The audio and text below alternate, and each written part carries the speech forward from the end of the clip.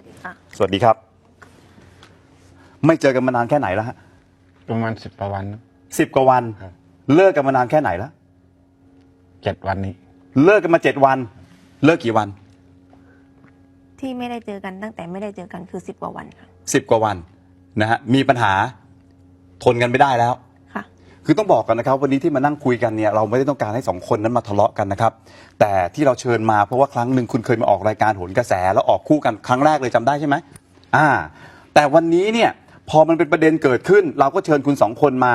เพราะว่าต่างคนต่างไปให้ข่าวกันอะแล้วก็ไม่ได้พูดกันต่อหน้ามันเหมือนการสาดโคลนเข้าหากันไปคุยกับสื่อนั่นทีคุยกับสื่อนี้ทีจริงหรือไม่จริงก็ไม่รู้วันนี้มาเผชิญหน้ากันขอความจริงล้วนๆเรื่องราวมันเกิดอะไรขึ้นใครจะเป็นคนพูดก่อนดี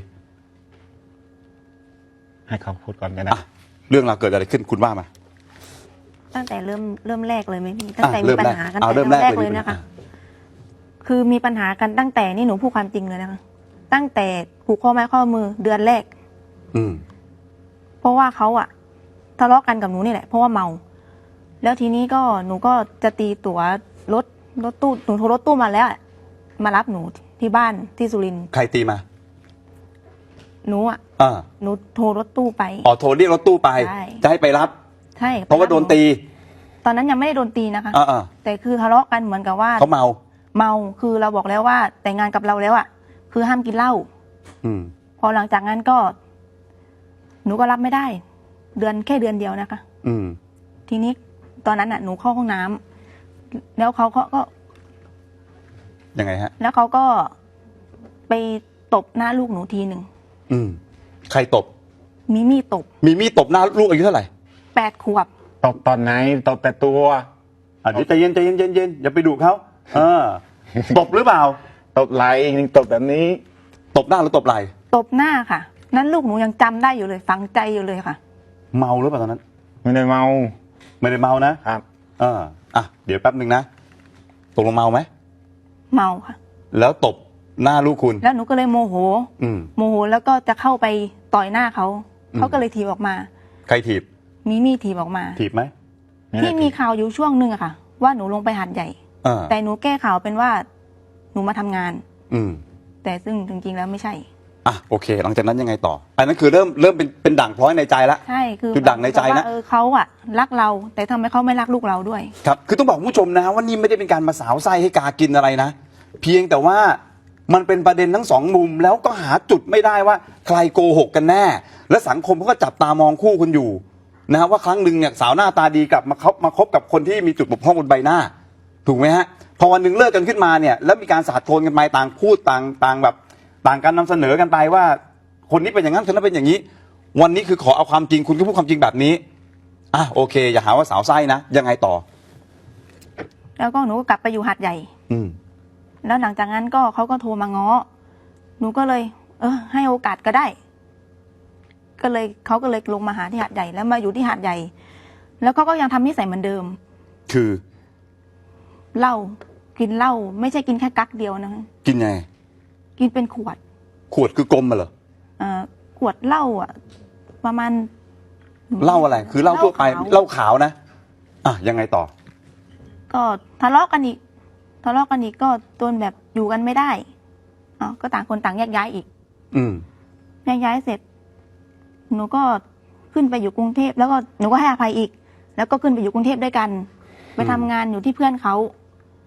เดี๋ยวนะฟุดฟัดนี่โกรธหรือเปล่าไม่ได้โกรธนะไม่แล้วฟุดฟัดอะไรฟุดฟัดทำไมก็ถอนหายใจแบบนี้ถอนหายใจ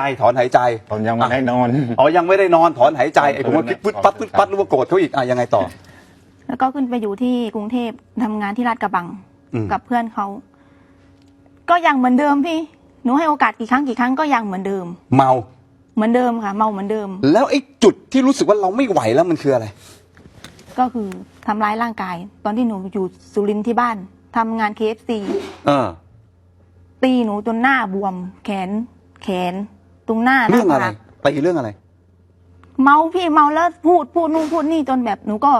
ความที่แบบหนูก็ไม่ได้ดีนะพี่หนูก็ยอมรับว่าหนูเป็นคนใจร้อนยังไงไม่ได้ดียังไงใจร้อนยังไงใจร้อนแบบว่าคุณเอาด้วยบนอะไรมาคือเรากลับมาเหนื่อยพี่กลับมาจาก KFC 4 ทุ่มกลับมาเหนื่อยแล้วต้องมาฟังคนเมา คือด่านู่นด่านี่พูดนู่นพูดนี่ก็หนูทำให้หนูโมโห โมโหเสร็จแล้วก็ทะเลาะกันมีปากเสียงกันเขาก็โดนที่ความเมา ก็ทะเลาะกันแล้วก็พังมือทีสองทีไม่ทีสองทีค่ะ หลายทีจนแม่เขาเข้ามาห้าม แต่แม่เขาบอกลูกเขาไม่ค่อยตีคุณนะไม่ใช่ค่ะตีเหรอเอาถามจริงๆตีไหมเอาจริงๆลูกผู้ชายผมตีแค่ครั้งเดียวครั้งนั้นเหรอครับตีครั้งนั้นใช่ไหมตอนที่ไปเขาทำงานอยู่KFCเขาไม้ท่อนขนาดนี้ตีผมจนสลบเดี๋ยวนะเอาทีละครั้งเอาทีละเรื่องสิเอาตอนนั้นก่อนโดนตบเขาจริงใช่ไหมครับไอ้ที่เขาเล่าเนี่ยจริงใช่ไหมครับหลายทีไหมหลายค่ะหน้าตรงนี้หนูยังมีรูปอยู่เลยมีรูปอยู่ด้วยนะหน้าเขียวหน้าบวมหมดค่ะบวมเดินชนรถประกบหน้าต่างประกบประตูเดินชนประตูไม่ใช่โดนอะไรโดนแข้งเหรอโดนไม้กวาดตีค่ะฮะนี่ไม่เดี๋ยวคุณเอาไม้กวาดตีเขาเหรอไม่นี่ฮะไม่มีครับแล้วไม้อะไรมีแต่รองเท้านั่นแหละแค่นั้นนั่นแหละกับนี่นายผมไม่ได้ตกลงไม่มีไม้ไม่ใช่ไม้กวาดใช้อะไรใช้รองเท้ารองเท้าตีหน้าเลยตีตรงนี้นี่สั่งสอนครับทำไมเขาผมไปตามหา3 วัน 3 คืนผมไม่ได้นอนไม่รู้ไปนอนด้านใครอุ้ยยังไงอ่ะเขาบอกคุณไปนอนบ้านใครมาก็ไม่รู้ไม่พี่ในเรื่องนี้ไม่ใช่เกี่ยวกับหนูไปนอนบ้านใครคนละวันเหรออันนี้คือหลังจากที่เขาตีหนูแล้วหนูทนไม่ได้หนูไปอยู่บ้านเพื่อนหนูที่ทำงานที่KFCด้วยกันเดี๋ยวนะเอาใจเย็นๆเดี๋ยวเหตุการณ์มันจะทับลายกันเอาเหตุการณ์ของคุณเนี่ยคือคุณถูกตีก่อนตอนนั้นคุณกลับบ้านตรงเวลาตลอดเลิกงานแล้วกลับบ้านแต่ถูกเขาตีเสร็จแล้วคนไม่ไหวหนีออกจากบ้านไปนอนบ้านเพื่อนตามแล้วยังไงแต่หนูก็มาทำงานที่KFCตามปกติพี่แล้วเขาก็มารังควานที่KFCจนแบบไม่ได้รังควานหนูอยู่ไม่ได้แล้วหนูต้องออกแล้วพอไปถามตัวจัดการว่าวีมาทำงานไหมนอนไหนเขาโทรกันว่าดีอยู่เดี๋ยวออกไปรอข้างนอกก่อนก็ออกมานั่งอยู่กับยามคุณนะครับแล้วเขาลาออกเองเพราะว่าหนูไม่อยากให้บริษัทเสียชื่อเพราะว่ามีผู้ชายไปตามแล้วไปอาละวาดเจอกันทะเลาะกันค่ะประมาณอย่างนั้นถูกไหมฮะทีนี้ไอ้จุดแตกหักเมื่อกี้นี่คือ1 เรื่องแล้วมันมีอีกไหมมีอีกค่ะอะไรฮะนี่หนูเล่าข้ามไปเลยนะพี่ข้ามไปจนถึงปัจจุบันที่ทะเลาะกันที่เดี๋ยวนะต้องหย่าไอตอนที่ว่าคุณทำงานKFCแล้วเขาไปทะเลาะกับคุณเนี่ยแล้วเอารองเท้าหรือเอาไม้ตีหน้าคุณอะไรก็แล้วแต่เนี่ยตรงเนี้ยคือนั่นคือเหตุการณ์หนึ่งแล้วแล้วมันมีอีกเหรอคือหนูเล่าปัจจุบันเลยก็ได้ เพราะว่าโดนอย่างนั้นมาเรื่อยๆไหมก่อนปัจจุบันเนี่ยมันก็โดนแต่ว่าอาจจะไม่ได้มากค่ะแต่ก็เรื่องของความเมาของเขานั่นแหละใช่พ่อเมาโดนแต่ด่านั่นแหละแค่ด่าเฉยด่าเฉยด่าว่ากับไปไหนมาไปทำอะไรแล้วด่าเขาว่าไงไม่ได้ด่าเสียหายแค่ถามเฉยไม่ได้ด่าเสียหายด่าเสียหายไหมเขาว่าเนาะเขาด่าคุณเสียหายไหมด่าว่าอะไรหนูพูดได้แล้วพี่ลองพูดสิกะลีอุ๊ยเหรอด่าแบบนี้อันนี้ด่าไม่เสียหายใช่ไหมด่าคำเดียวนี่นะแล้วผมก็ขอโทษแล้วผมก็ให้ไปนอนแค่นั้นพอด่าเสร็จปุ๊บอุ๊ยขอโทษแล้วก็ไปนอนอย่างเงี้ยเหรอเอาปัจจุบันเลยแล้วกันยังไงต่อก็ปัจจุบันหนูก็มาทำงานอยู่ที่ร้านกาแฟที่กรุงเทพเขาก็ทำอยู่ลาดกระบังทำกับเพื่อนเขานะคะครับจนแบบเขาก็ไปมาเรื่อยๆแล้วก็ด้วยความแบบบางทีพอเมาขอเบิกเงินจากเพื่อนเพื่อมาหาหนูที่สะพานควายแล้วก็เบิกเรื่อยๆเเพื่อนเขาว่าไม่มีแล้วก็ยังจะขอเบิกจนเพื่อนเขาก็เดือดร้อนเพื่อนเขาก็ไม่เอามาทำงานแล้วเพื่อนเขาก็ให้ออกเหมือนกันจนมาถึงวันที่27วันที่หนูหยุด27ไหนฮะ27กันยาค่ะ27กันยาที่ผ่านมานี่เองนะใช่ค่ะยังไงฮะเขามาด้วยความเมาแล้ววันนั้นมาที่ไหนที่หอพักที่หนูอยู่แล้วก็มาโวยวายหนูว่าหนูชอบเที่ยวแล้วก็พี่ก็ดึงกระต่ายไว้เอาว่าพี่อยู่ห้องแล้วก็เถียงกันเสียงดังเขาก็ด่าทีนี้ในนั้นก็มีหลานเขาอยู่ด้วยค่ะแล้วเขาก็จะทำหนูเหมือนกันถ้าเกิดว่าหลานหนูไม่อยู่หลานหนูห้ามมาไว้อย่างนี้จนเสียงดังไปทั่วคนแถวนั้นได้ยินหมด จนเจ้าของหอเดินขึ้นมา บอกว่าทำไมมีปัญหาอะไรกันนักหนามาทีไรก็ทะเลาะกันทุกที ถ้าเป็นอย่างนี้ก็คือไม่ให้อยู่แล้วออกเลยออก ไล่ ไป เลย ออกไปให้หมดเลย คือตอนนั้นเขาเมาไหม เมาค่ะ คือชอบดื่มเหล้าเหรอ คนดื่มนะกักนึงขี่รถเมล์นา เออ ดื่มกั๊กหนึ่ง ครับ ไม่เมา ไม่มาล็อกผมขี่รถเนี่ยผมจะกินอะไรในรถเมล์ได้ อืม ไทยเข้าใจขึ้น อ่ะโอเค เดี๋ยวพักก่อน นี่คือจุดที่รู้สึกว่าคุณไม่ไหวแล้ว ค่ะ ถูกไหมฮะ หลายครั้งแล้ว หลายครั้งแล้ว แล้วก็ล่าสุดเนี่ยคือไปอาละวาดที่หอพักคุณ ค่ะ ทางเจ้าของหอเข้ามาไล่เลย ค่ะ แล้วหลังจากนั้นคุณทำยังไง หนูก็หนีไปอยู่ที่อื่น แล้ว ไปเช่าห้องอยู่ แล้วคืนเจอที่สอนอบางซื่อตีสามเดินไปไหน วันไหน วันไหน วันที่ วันไหน วันที่ 28 วันที่ 28 27 คุณถูกอาละวาดก่อน 28 ไปไหน 28 หนูก็คือว่าไม่มีที่อยู่ ก็คือหนูไม่กล้ากลับไป เพราะว่าถ้ากลับไปก็คือหนูไม่รู้ว่าหนูจะโดนซ้อมหรือเปล่า อืม เพราะว่าเขานั่งกินเหล้า เพราะว่าทางญาติเขาอะ อืม เขาบอกว่ายังกินเหล้าอยู่ อืม แล้วยังไง ยังไม่สาง แล้วคุณไปไหนมาเขาบอกว่าอะไรนะ ที่สอนออะไรนะ ไปทำไมสอนอ ผมจะแจ้งโทรศัพท์หายกับกระเป๋าตังค์ อืม ตีสอง แต่เขาหายไป เขาเดินไปก่อนผมแต่ผมเดินก่อนแหละแต่เขาเดินสวนทีนี้ผมหันอ้าวไปไหนนี่เขาว่าอย่างนี้ อืม เขาก็ไม่พูดตัวฟ้าไม่ทันมืดด้วย คือเขาก็ไปเลย ไปเลย คือเขาบอกว่าเขาทนไม่ไหวแล้วเพราะคุณเมาแล้วไปอาละวาดเขา ผมก็นั่งอยู่หน้าข้างๆตรงนั้นผมก็ไม่ได้นอนกัน นั่งถึงสว่าง อ้าวโอเค เดี๋ยวพักสักครู่หนึ่งนะฮะ เดี๋ยวกลับมาคุยใหม่ แป๊บหนึ่งเดี๋ยวกลับมาครับ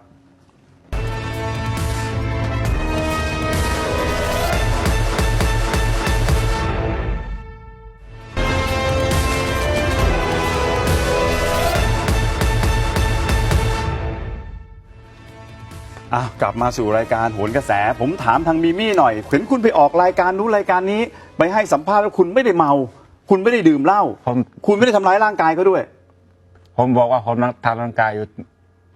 ทำร้ายร่างกาย ครับ ยอมรับว่าท ท ำแค่ทีเดียว ำทีเดียว เขาทำกี่ทีอะพูดกันต่อหน้าอย่าโกหกกันเลยนะเขาบอกเขาทำคุณทีเดียว หลายครั้งค่ะ หลายครั้ง ถ้าตีอะตี2 ครั้ง เออ บีบคออะ3 ครั้ง บีบคอยังไง บีบเลยค่ะ บีบที่บ้านเพื่อนเขาที่ลาดกระบัง จริงหรือเปล่าแมน ผมแบบนี้เฉย ยอมรับ บีบเฉย ๆบีบแบบนี้ไว้ ๆบีบเฉย ครับ ๆตีก็ตีเฉยๆไม่ได้ใช้ไม้แต่ใช้รองเท้าตี แต่เขาต่อย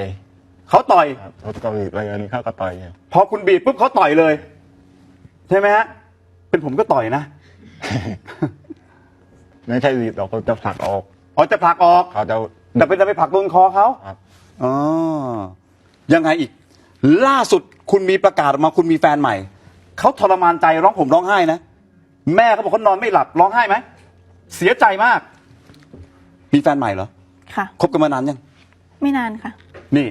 มิมี่ดูลูก เห็นนั่นแหละ ทรมานใจไหม ที่แรกคนจะขึ้นไปเอาวนแล้วผมเห็นช่วงบ่าย เออ ครับ เห็นแล้วเป็นไงปรี๊ดไหม คนอื่นเขาส่งไปให้ ปรี๊ดไหม ผมว่าห่างกันแค่5 วันเนี่ย เออ ทำไมได้ผัวแล้ว อุ้ยเดี๋ยวสิห่างกัน5 วันบอกได้ผัวแล้ว ครับ เขายังอาจจะไม่ได้ผัวก็ได้ไงเขาอาจจะดูใจกัน มีอีกเฟสหนึ่งนะก็มีอีกรูปหนึ่ง เดี๋ยวก่อนมิมี่เห็นแล้วปรี๊ดไหมเราปรี๊ดไหมเดือดไหม ผมเดินไปเดินมาไม่ได้กินข้าวเลย เสียใจ ผมก็นั่งเล่นอยู่ในบ้านคนเดียว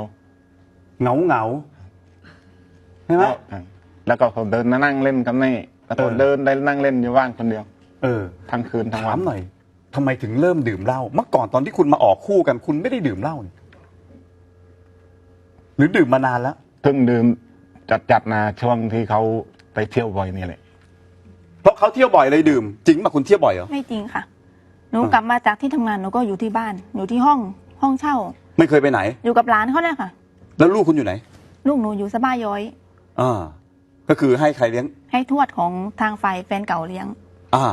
นะฮะทีนี้เมื่อกี้เขาพูดมาคำว่าคุณเอาไม้ตีเขาจนสลบเลย อ๋อค่ะ จริงหรือเปล่า จริงค่ะ อุ้ย ไม่ได้ ตี ส ยัง ล ไง บนะพี่แต่ว่าไม่ได้สลบ ไม่เหตุการณ์มันคืออะไร ก็ เหมือนเดิมอะพี่เล่าเหมือนเดิมมาแหละ ยังไง แล้วก็ คือเขาดื่มเหล้า ค่ะ แล้วยังไง เขาก็แบบทะเลาะกันเหมือนเดิม ทะเลาะกันเสร็จทีนี้เขาก็ไปหยิบไม้อันใหญ่ๆเลยพี่ ไม้อะไร หนูไม่รู้ไม้อะไร ไม้อันใหญ่แล้วยังไง ไม่ใหญ่ๆเลยเขาจะมาฟาดหนู เออ เขาจะมาหยิบมาฟาดแล้ว หนูแย่งได้ หนูดึงมาแล้วหนูตีเขาก่อน ตีที่ไหน ตีที่หลัง หลังป่ะ ตีตรงแขนตรง หลังตรงไหล่ตรงนี้แหละค่ะ ตีแรงไหม แรงเหรอ เป็นไง หนูตีอยู่ประมาณ3-4 ครั้ง ร่วง นอน นอนแต่ว่าเขาก็จะแบบ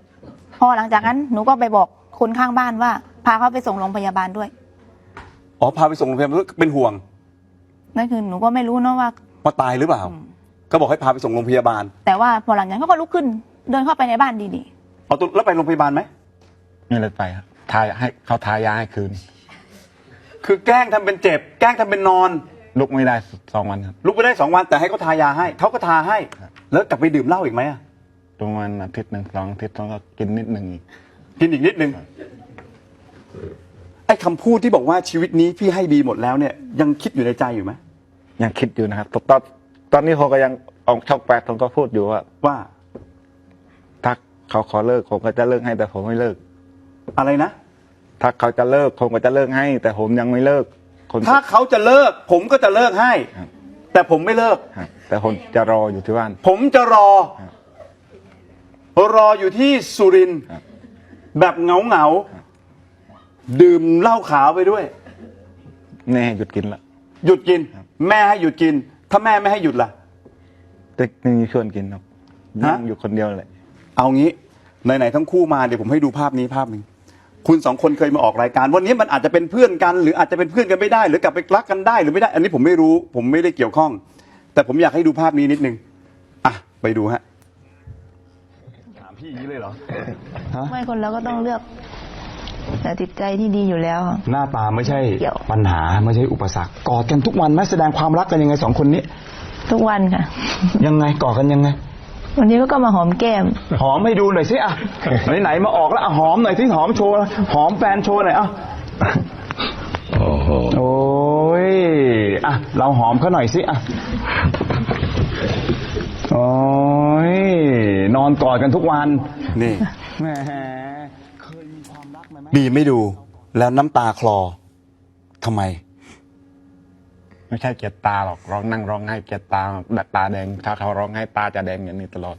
คุณอย่าไปรู้เขามากขนาดนั้น เอ้า เขาเสียใจอยู่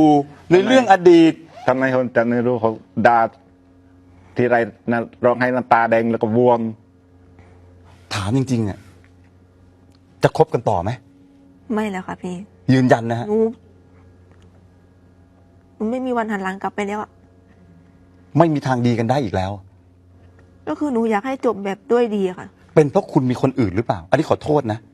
ไม่ใช่พี่ คนเนี้ย มาหลังที่หนูจะเลิกกับเขา มาเพิ่งรู้จักกันได้นานหรือยัง ยังค่ะ กี่วัน ก็ตั้งแต่หนูกลับไปหาดใหญ่เขาก็ทักมาถาม เขาคุยในเฟซกับคุณเขารู้จักคุณในเฟซ เขาติดตามมาค่ะ อ่า ตามมาเหมือนกับ คบซ้อนหรือเปล่า ไม่ค่ะ ไม่ได้คบซ้อน กล้าพูดเลยว่าหนูไม่ได้คบซ้อน เลิกกันแล้ว ค่ะ แต่เขาบอกเขาไม่เลิก แต่คนอื่นก็แต่ผมว่าซ้อนแน่นอน อุ้ยทำไมล่ะ คนนี้อยู่ในกรุงเทพเลยตามไปหาดใหญ่ด้วยกัน เขารู้จักกันในเฟซเขาบอก ไม่ถ้าออกไปกับลานทนอยู่ในกรุงเทพเลย เหรอเขาบอกว่าคุณคบซ้อน รู้สึกยังไง ก็เขาคิดอย่างนี้อยู่แล้วพี่ ตอนเนี้ยขอโทษนะตั้งแต่เราทำรายการมาตั้งแต่เริ่มต้นเนี่ย หน้าคุณไม่มองเขาเลยนะทำไมคุณไม่อยากมองหน้า ครั้งนั้นคุณยังบอกเลยว่า ไม่ได้รังเกียจอะไรเขานู่นนี่นั่น ถึงจะหน้าไม่ดีแต่ใจดี คุณก็โอเค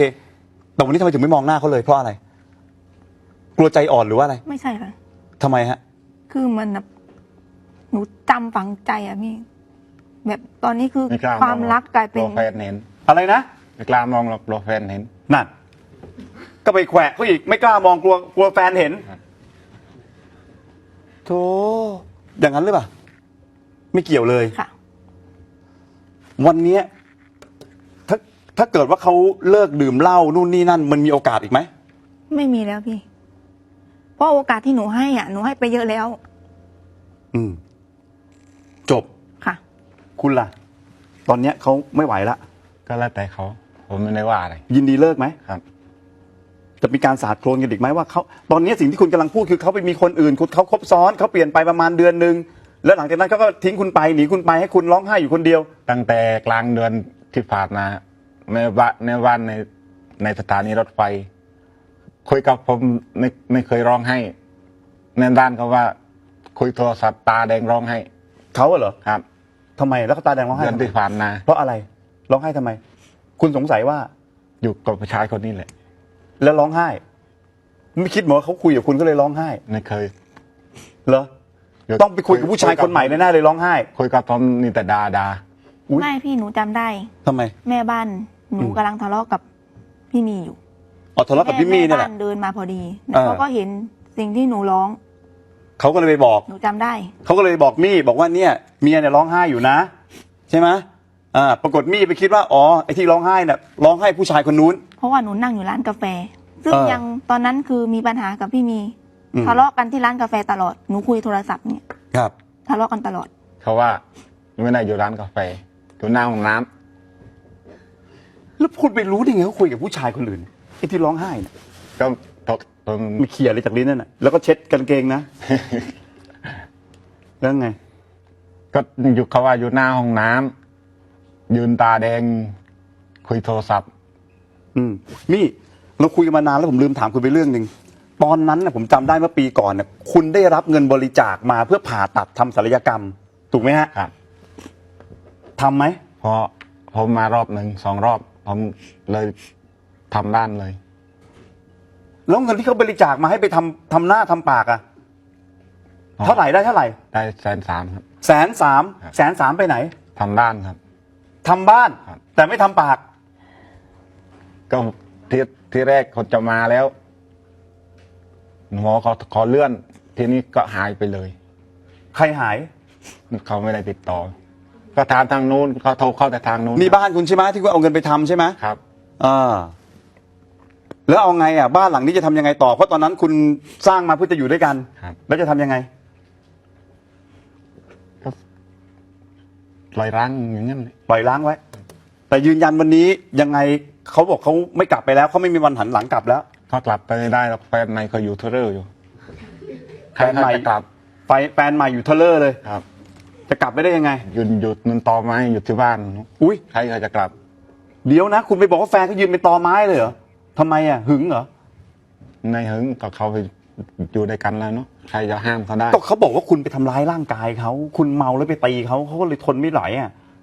มันไม่จริงแล้วผมยังไม่ได้ตีเลยแต่เป็นเกือบจะเป็นปีแล้วเขายังไม่เคยได้ตีได้แต่ด่า แล้วไอ้ที่บีบคอล่ะ คือคอปีที่แล้วนู่น รองเท้าตีหน้า ปีที่แล้วนู่น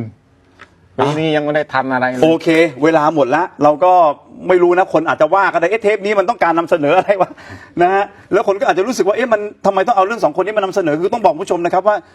ครั้งที่แล้วที่เขารักกันเนี่ยมันเป็นเรื่องราวที่มันดังเหมือนกันในโลกโซเชียลแล้วก็ในสังคม วันนี้เขาเลิกกันก็มีประเด็นข่าวสาดคนก็หากันก็เลยอยากจะมานั่งคุยกันเลยว่าใครผิดใครถูกกันแน่ผมตอบไม่ได้ ฟังแล้วคุณผู้ชมตัดสินเอาเอง ถ้าเขาไม่โพสต์ก็มันก็ไม่เป็นไรหรอก แต่เขาไปโพสต์ลงรูปผู้ชาย 5 วันเองไปโพสต์ออกไปจากผม5 วันเอง แต่เขาบอกเขาเลิกนานแล้วใช่ไหม